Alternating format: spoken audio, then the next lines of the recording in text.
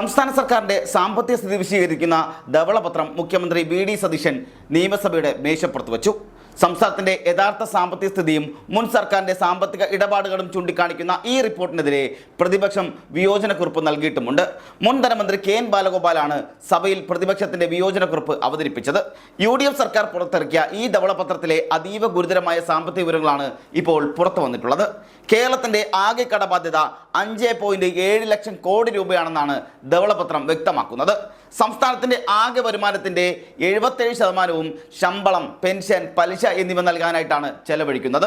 വികസന പ്രവർത്തനങ്ങൾക്കുള്ള മൂലധന ചെലവ് രാജ്യത്തെ ഏറ്റവും താഴ്ന്ന നിലയിലാണെന്നും സംസ്ഥാനത്ത് ട്രഷറി പ്രതിസന്ധി അതീവ രൂക്ഷമായി തുടരുകയാണെന്നും റിപ്പോർട്ടിലുണ്ടാകുന്നുണ്ട്.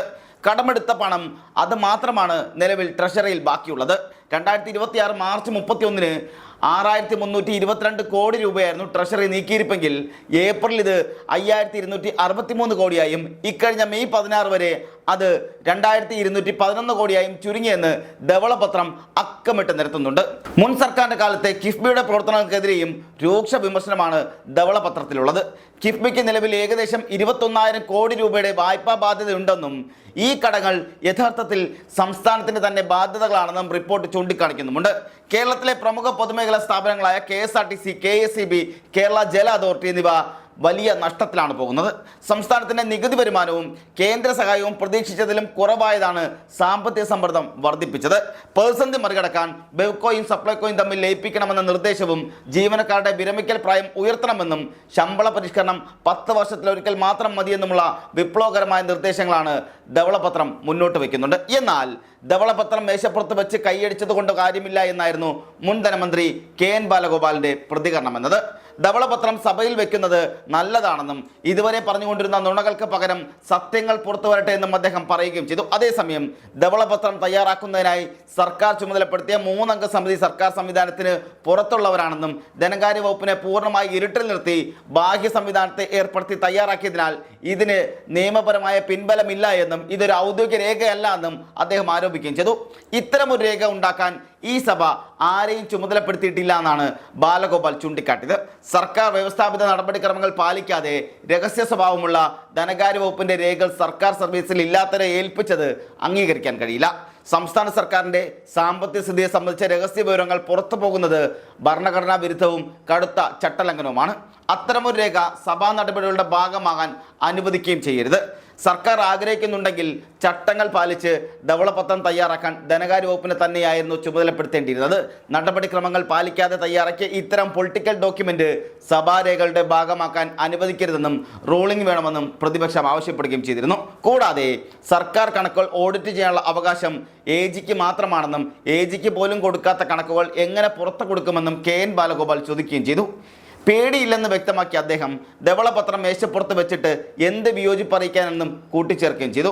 പ്രതിപക്ഷത്തിന്റെ ഈ കടുത്ത വിയോജനവാദങ്ങളെല്ലാം മുഖ്യമന്ത്രി വി.ഡി. സതീശൻ പൂർണ്ണമായും തള്ളിക്കളയുന്ന സാഹചര്യമാണ് അവിടെ ഉണ്ടായത്. കെ.എൻ. ബാലഗോപാലിന്റെ ആരോപണങ്ങൾ തികച്ചും അടിസ്ഥാനരഹിതമാണെന്ന് മറുപടി നൽകിയ മുഖ്യമന്ത്രി സ്പീക്കറുടെ അനുവാദം കിട്ടിയതിന് ശേഷമാണ് ധവളപത്രം മേശപ്പുറത്ത് വെച്ചതെന്ന് വ്യക്തമാക്കുകയും ചെയ്തു. രഹസ്യ സ്വഭാവമുള്ള ഒരു വിവരവും പുറത്തു പോയിട്ടില്ല. സാമ്പത്തിക പരിശോധനയ്ക്ക് വിദഗ്ധരുടെ സഹായം തേടിയെന്നത് മാത്രമാണ് ഉണ്ടായിട്ടുള്ളത്.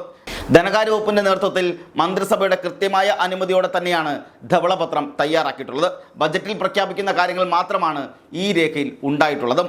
കേന്ദ്രത്തിന്റെ സമ്പദ് വ്യവസ്ഥയുടെ യഥാർത്ഥ ചിത്രം ജനങ്ങൾ ഉൾപ്പെടെ എല്ലാവരും അറിയണമെന്നും മുഖ്യമന്ത്രി കൂട്ടിച്ചേർക്കുകയും ചെയ്തു. ധവളപത്രം പുറത്തിറക്കിയതിന് പിന്നാലെ സഭയിൽ മുഖ്യമന്ത്രി വി.ഡി. സതീശനും പ്രതിപക്ഷ നേതാവ് പിണറായി വിജയൻ തമ്മിൽ വലിയ പോര് തന്നെ നടന്നു. ആ പോരൊന്ന് കണ്ടിട്ട് വരാം, അതിനുശേഷം ബാക്കി പറയാം. ലംഘിച്ചുകൊണ്ടാണ് ഇത് നടത്തിയതെന്ന് പറയാൻ കഴിഞ്ഞിട്ടില്ല. പിന്നെ ജസ്റ്റ് പറയാലോ, ഇതാണ് പൊളിറ്റിക്കൽ ഡോക്യുമെന്റ്, അങ്ങ് ഇത് വായിച്ചു നോക്കിയിട്ട് പോലില്ലല്ലോ.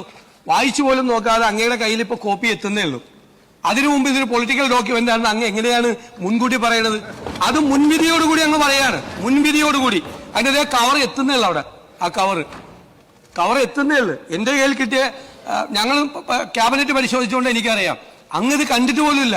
കാണുന്നതിന് മുമ്പ് ഇതാണ് പൊളിറ്റിക്കൽ ഡോക്യുമെന്റ് എന്ന് പറഞ്ഞത് ഉചിതമായില്ല എന്നാണ് എനിക്ക് പറയാനുള്ളത്. സർ, ഞാൻ പറഞ്ഞത് ബഹുമാനപ്പെട്ട മുഖ്യമന്ത്രി പറഞ്ഞതിനുള്ള മറുപടിയാണ്. അദ്ദേഹമാണ് പറഞ്ഞത് നേരത്തെ ഉള്ളതെല്ലാം പൊളിറ്റിക്കൽ ഡോക്യുമെന്റ് ആയിരുന്നു. അതിനുള്ള മറുപടിയാണ് ഞാൻ പറഞ്ഞത്. അതാണ് ശ്രദ്ധിക്കേണ്ടത്. ഞാൻ പറഞ്ഞത് കൃത്യമായിട്ട് ഇസ് ഓൺ റെക്കോർഡ്. ഞാൻ പറഞ്ഞത് ശ്രദ്ധിച്ചോ, ഇതിനു മുമ്പ് നടത്തിയ കൊണ്ടുവന്ന പല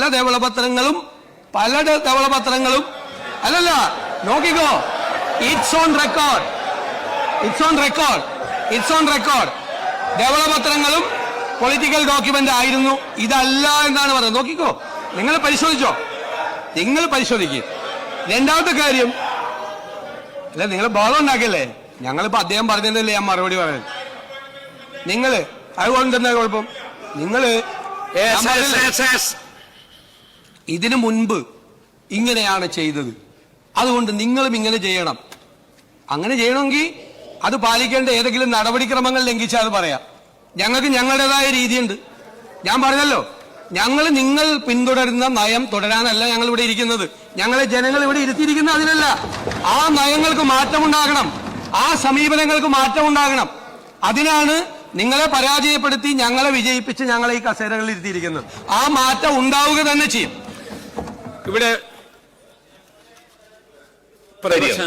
ഇവിടെ നടപടിക്രമങ്ങളുടെ ലംഘനം ഉണ്ടാകരുത് എന്നുള്ളതാണ് ഞങ്ങൾ ഉദ്ദേശിച്ചത്. ആ നടപടിക്രമങ്ങളുടെ ലംഘനം പൂർണ്ണമായിട്ടുണ്ടായിരിക്കുന്നു.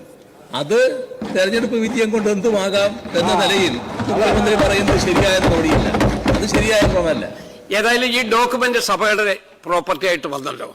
നമുക്കതിനെക്കുറിച്ച് വിശദമായിട്ടുള്ള ചർച്ച വേണമെങ്കിൽ ചർച്ചയുമാകാം.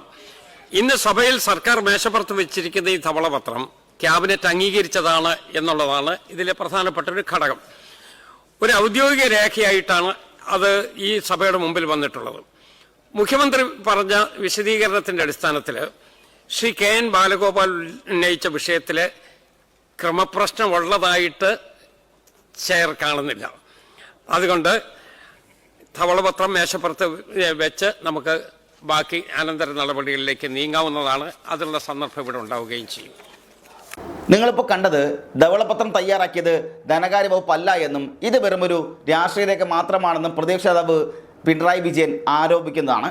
മുൻ ധവളപത്രങ്ങൾ പൊളിറ്റിക്കലായിരുന്നു എന്ന മുഖ്യമന്ത്രിയുടെ വാദം വിചിത്രമാണെന്നും അദ്ദേഹം സഭയിൽ പറയുകയും ചെയ്തു. അതേസമയം പ്രതിപക്ഷ നേതാവിൻ്റെ രാഷ്ട്രീയ പ്രസ്താവന മാത്രമായിരുന്നുവെന്നും മുഖ്യമന്ത്രി വി.ഡി. സതീശന് മറുപടിയും വന്നു. അതാണ് നിങ്ങൾ ദൃശ്യങ്ങൾ കണ്ടത്. മുൻ ക്യാബിനറ്റ് സെക്രട്ടറി കെ.എം. ചന്ദ്രശേഖർ അധ്യക്ഷനായ സമിതി വിശദമായ പരിശോധനകൾക്ക് ശേഷമാണ് ഈ ധവളപത്രം തയ്യാറാക്കിയത്. സാമ്പത്തിക മേഖലയിൽ സമഗ്രമായൊരു പുനർനിർമ്മാണം കൊണ്ടുവരിക എന്നുള്ള ലക്ഷ്യത്തോടെ കിഫ്ബിയെ ഉടച്ചു വാർക്കുന്നതിനുള്ള നിർദ്ദേശങ്ങളും ഇതിൽ ഉൾപ്പെടുത്തിയിട്ടുണ്ടെന്നാണ് റിപ്പോർട്ടുകൾ വ്യക്തമാക്കുന്നത്. എന്നാൽ ധവളപത്രം എന്ന ഉമ്മാക്കിക്കാട്ടി പേടിപ്പിക്കേണ്ട എന്നാണ് പിണറായി വിജയൻ കഴിഞ്ഞ ദിവസം സഭയിൽ പ്രതികരിച്ചത്. സർക്കാരിൻ്റെ കണക്കുകൾ വസ്തുതാപരമെങ്കിൽ വിശദമായ പരിശോധനകൾക്ക് ശേഷം നിയമസഭയിൽ ഒരു ബദൽ ധവളപത്രം അവതരിപ്പിക്കാൻ LDF ആലോചിക്കുന്നുമുണ്ട്. കെ എൻ ബാലഗോപാലിൻ്റെ വിയോജനക്കുറിപ്പുള്ള മറുപടി നൽകിയ ശേഷം ധവളപത്രത്തിലെ വിവരങ്ങൾ സംബന്ധിച്ച് മുഖ്യമന്ത്രി വി.ഡി. സതീശൻ നിയമസഭയിലെ മീഡിയ റൂമിൽ മാധ്യമങ്ങളെ ഔദ്യോഗികമായി വിശദീകരിക്കുകയും ചെയ്യും. സംസ്ഥാനത്തെ ഖജനാവിലെ ബാക്കി തുക, ഭാവിയിലെ സാമ്പത്തിക പുനർനിർമ്മാണ പദ്ധതികൾ തുടങ്ങിയവ ഈ വാർത്താ സമ്മേളനത്തിൽ ഉണ്ടാകുമെന്നുള്ളതാണ് പ്രതീക്ഷിക്കുന്നത്.